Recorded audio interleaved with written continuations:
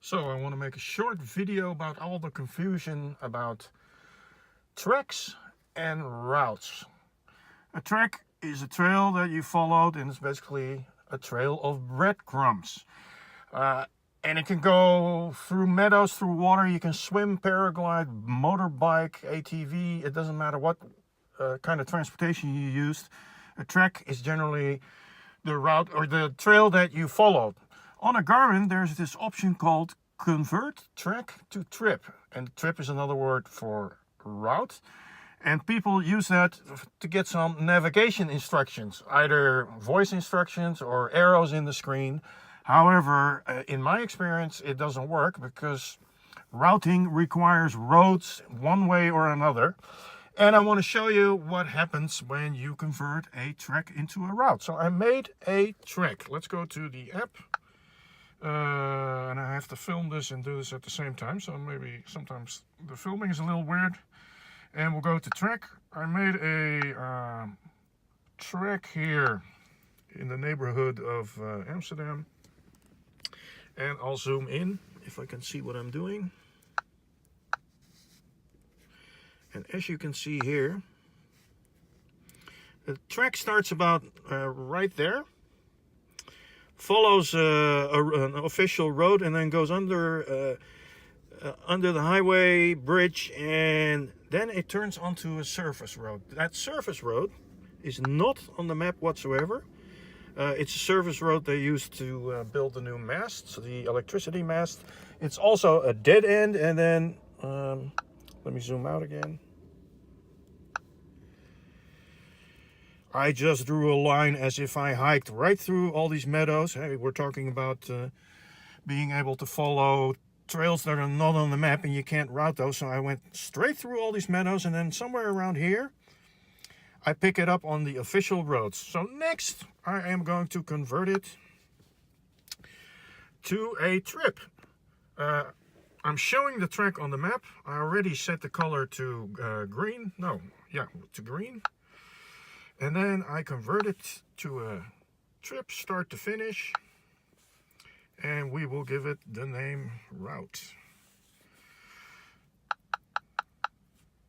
The E. So now that I'm saying done, it will be in the route planner. Okay. Next, I have to show you which navigation settings I have set up, which are basically none. The most important one, of course, let's go back to the main screen, is navigation. And then I have fastest time, but you don't have any useful options other than curvy, shortest time, and off-road. And off-road is a straight line from waypoint to waypoint, so you can't use that for this either. But the most important thing is recalculation is off. I have recalculation off. Avoidances, none. I'm not avoiding anything, so I'm allowing the thing to go on unpaved roads. Cancel, and now we are going to the app trip planner. I'll show you on the map. It looks identical to the trek.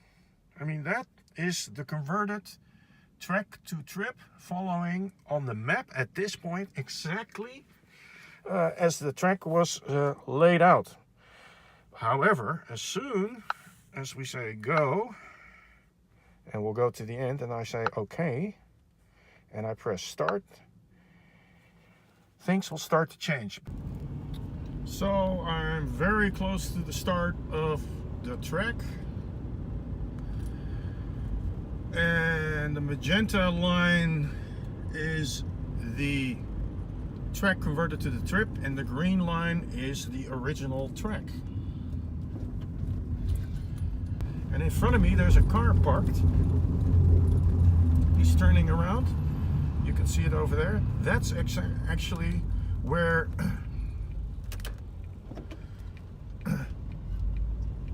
my trek is going, but not my navigation. Here, look at it. That's the surface road. I rode it the other day with my motorbike.